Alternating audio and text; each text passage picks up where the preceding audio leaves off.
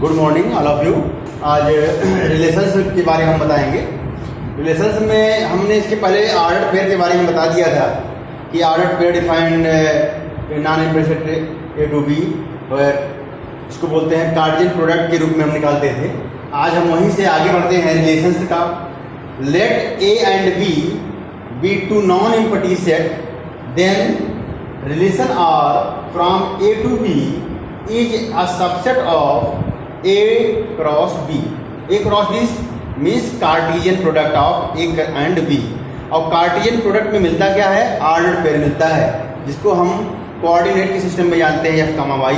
वैसे यहाँ पर पेयर के साथ मिलते हैं। Thus R is a relation from A to B, R subset to A cross B. If A, B belong to R, then we are write A or B when read as A related to B। कहने का मतलब ये हुआ, अगर कोई order pair relation में belong करता है तो पहला एलिमेंट दूसरे के साथ रिलेशन में है वो कहा जाता है A रिलेटेड टू B। अब बात यहाँ पे एक एग्जाम्पल करते हैं ह्यूमन बीइंग्स में, मानव जीवन में। जैसे हम मान लीजिए कि कोई सेट A है आपका, यहाँ पर राजा दशरथ, राम, लक्ष्मण, भरत, शत्रुघ्न, ठीक। आप ये तीन ही एलिमेंट लीजिए, दशरथ, राम, लक्ष्मण, यहां तक ले लीजिए। उसके बाद ये सेट आप ए बना लीजिए, और सेट बी में आप क्या करिए? कौशल्या, कैकेयी, सुमित्रा, सीता, उर्मिला। अगर यहां देखें तो राजा दशरथ के तीन एलिमेंट बन रहे हैं, उनकी तीन रानियां थी। मतलब यहाँ रिलेशन जो है वो पति पत्नी का है। तो ये दशरथ के तीन रानियां, दशरथ का कौशल्या के साथ, दशरथ का कैकेयी के साथ, दशरथ का सुमित्रा के साथ। लेकिन दशरथ का सीता के, दशरथ का उर्मिला के साथ पेयर नहीं बनेगा। लेकिन अगर हम A क्रॉस B निकालेंगे, A क्रॉस B, तो उसमें आपके एलिमेंट कितने होंगे? 3 यहाँ है और 5 यहाँ पर। 3 into 5 15 एलिमेंट होंगे। लेकिन अगर यहाँ देखा जाए तो 3 एलिमेंट यहाँ से 1 और 2, मुश्किल से 5, मतलब 5 एलिमेंट आपको यहाँ मिलेंगे, 5 ऑर्डर पेयर। लेकिन अगर हम A क्रॉस B निकालते हैं तो वहाँ पर कितने ऑर्डर पेयर मिलेंगे? वहाँ पर ऑर्डर पेयर की संख्या होगी 15। तो यहाँ पर जो ये रिलेशन में है, अब यहीं पर अगर आप भरत लिख देते हैं थोड़ी देर के लिए, भरत। अब यहाँ पर भरत की कोई रिलेशन नहीं दिखा रहा है, तो ये पैकेट रह गया। तो अगर अब आपसे पूछा जाए कि इसका ऑर्डर पेयर रिलेशन का क्या है, तो रिलेशन का ऑर्डर पेयर है x, y such that x is a husband of y। x is a husband of y। तो यहां पर अगर रिलेशन लिखा जाएगा, कैसे लिखा जाएगा? लिखा जाएगा दशरथ के साथ कौशल्या, फिर दशरथ के साथ कैकेयी, फिर दशरथ के साथ सुमित्रा, फिर राम के साथ सीता, फिर लक्ष्मण के साथ उर्मिला। लेकिन यहां देख रहे हैं भरत के साथ किसी का संबंध नहीं बन रहा पत्नी का, तो ये छूट जाएगा। अब यहीं पे क्लियर होके बनता है कि इसमें अगर आपसे पूछा जाए कि रिलेशन फ्रॉम, इसको हम सेट ए कह दें, इसको सेट बी कह दें, कहा ना, let A to B non empty set, then R from A to B is a subset of A cross B। Subset होगा क्योंकि इसमें रिलेशन में 5, 1 2 3 4 5 मिल रहे हैं।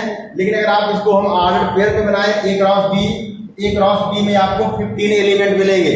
जब A क्रॉस B में आपको 15 एलिमेंट मिलेंगे,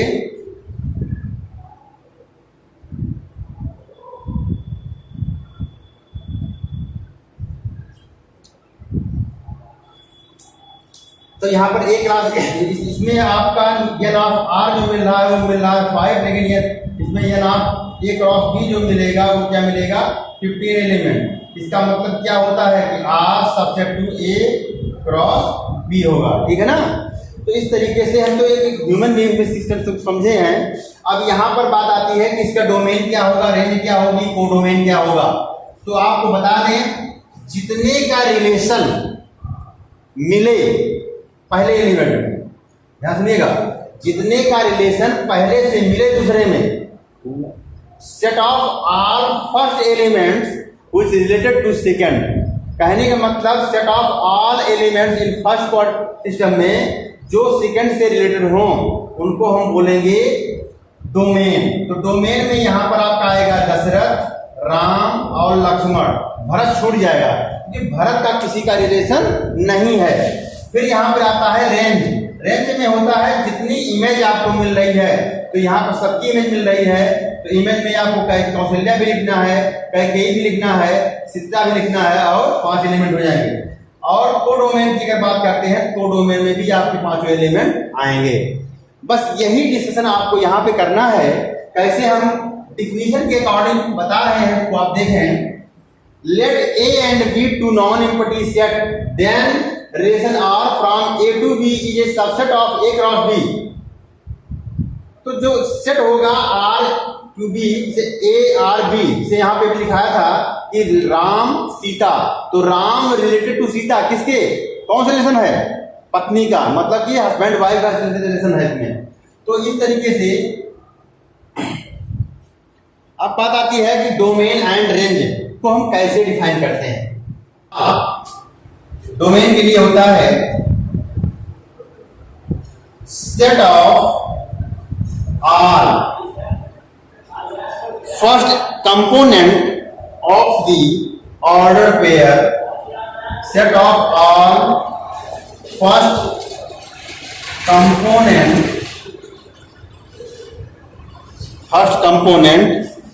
of the order pair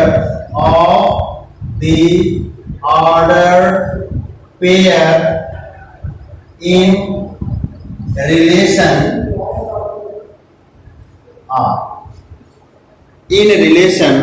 R is called domain of R।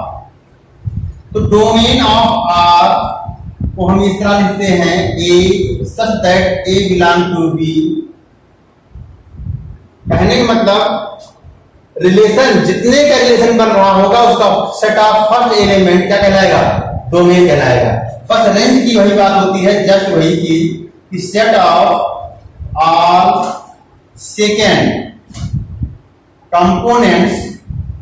components of order pair in relation R is called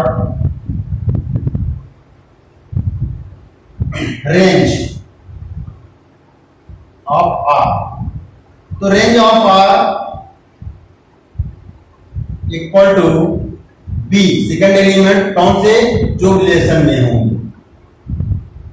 ये कंफ्यूज बहुत करता है, ध्यान रखिएगा, केवल जो रिलेशन में होंगे, ध्यान रखिएगा, पूरा सेट का नहीं कहेंगे। अगर हम कह दें कि सेट ए से बी में, तो सेट ए से बी में पूरे एलिमेंट आपके डोमेन नहीं होंगे, सेट बी के पूरे एलिमेंट आपके रेंज नहीं होंगे। सेट बी के पूरे एलिमेंट को हम क्या नाम देते हैं, कोडोमेन। ध्यान रखिएगा।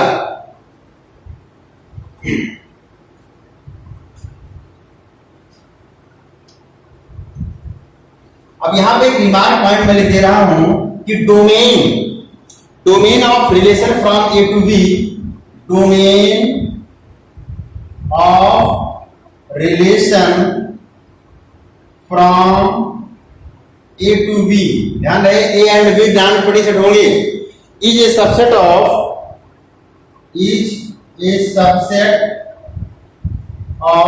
ए।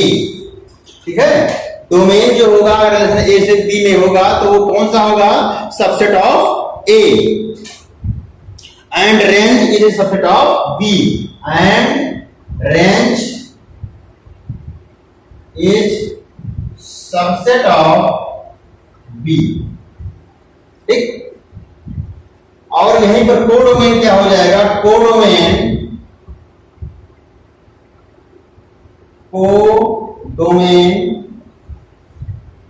ऑफ रिलेशन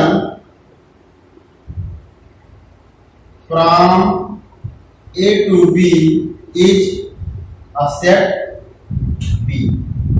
सेट B के जितने भी होंगे उसको हम क्या नाम देते हैं, कोडोमेन। अब इसको हम एक एग्जांपल के थ्रू आपको दिखाते हैं तो ज्यादा। यहां पर रिलेशन की एक डिफिनेशन क्लियर होती है अपने एक एग्जांपल से क्लियर होगी। Let a set A 1 2 3 4 5 6 define relation A from A to A by R equal to x comma y, y equal to x plus 1। तो इसको पहला डिपिक्ट करना है कि यूजिंग एरो डायग्राम से। एरो डायग्राम आप बनाएंगे रिलेशन के, वो 1 2 3 4 5 6 1 2 3 4 5 6।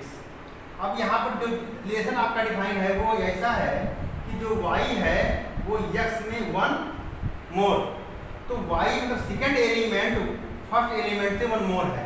अगर फर्स्ट एलिमेंट हम 1 लेते हैं तो सेकंड एलिमेंट आपको 2 मिलेगा, 2 लेंगे 3 मिलेगा, 4 लेंगे 5 मिलेगा, 5 लेंगे 6 मिलेगा। अगर हम 6 लेते हैं तो 7 मिलना चाहिए, लेकिन इसमें है नहीं, उसको नहीं लेंगे। तो कहने का मतलब इसको हम बोलते हैं एरो डायग्राम। अब हम ये इसी रिलेशन को अगर हम टेबुलर फॉर्म में लिखना चाहें तो इस तरह कर सकते हैं 1 कामा 2 2 कामा 3 3 कामा 4 4 कामा 5 5 कामा 6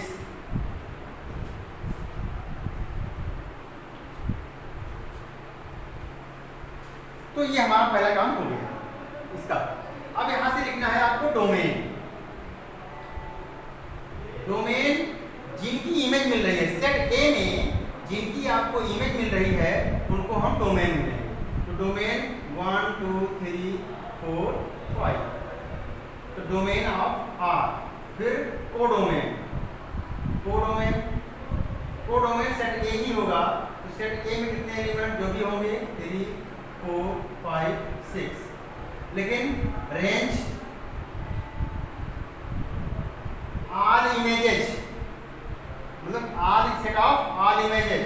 तो सेट ऑफ ऑल इमेज कौन कौन से हो रहे हैं 2 3 4 5 6। तो ध्यान रहे रेंज जो होंगे सेट ऑफ ऑल इमेजेस, और डोमेन जो होते हैं वो जिनकी इमेज आपको मिलती है बाय कंडीशन। ऐसे एलिमेंट आप डोमेन मतलब सेट ए के जिनकी आपको इमेज मिल रही है। तो रिलेशन का पहला एलिमेंट, रिलेशंस के पहले एलिमेंट्स का सेट जो होगा वो डोमेन कहलाता है। रिलेशन के सेकंड एलिमेंट का जो सेट होगा उसको हम रेंज कहते हैं। और रही बात जिस रिलेशन को जिसमें डिफाइन किया जाता है जिस सेट से सेट में, और जो लास्ट सेकंड सेट होता है उसको हम कोडोमेन बोलते हैं। इसी के अकॉर्डिंग हम यहाँ पर चार्जिंग नहीं आएगा होता है, ठीक है ना। जी हमारे घर लाइट ना। इसका दूसरा जो सिस्टम है रिमार्क पॉइंट है।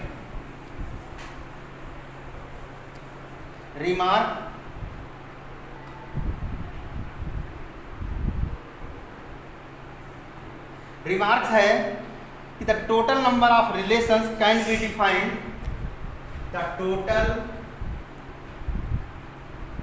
Numbers of relation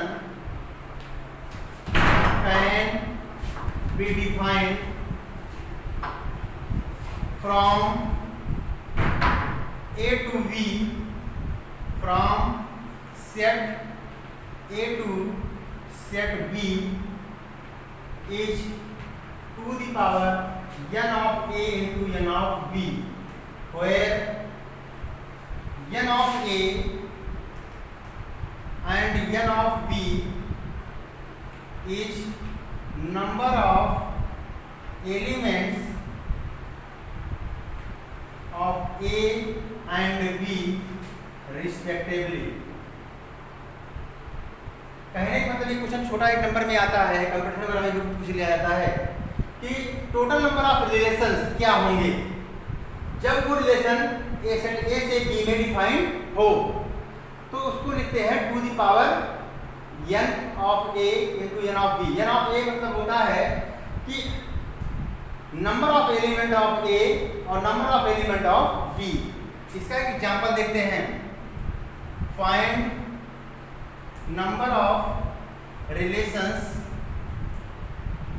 defined a set A to B where A equal to 1, 2 and B equal to 2, 3. Solution आपका हो जाएगा कि number of relations equal to the power n of A into n of B. n of A 2 element है 2 लिखेंगे, या 2 element है तो 2 लिखेंगे, मीन्स हो जाएगा 2 द पावर 4. ओके, तो थ्योरी जो हमारी पार्ट की थी वो समझ में आपको आ गई होगी, उम्मीद करते हैं. फिर भी अगर नहीं समझ में आती है तो आगे जब एग्जाम एक्सरसाइज सॉल्व करेंगे वहाँ पर पूरी थ्योरी आपकी क्लियर हो जाएगी. आज हम यहीं तक करेंगे, उसके बाद फिर आगे मिलते हैं. Okay, next.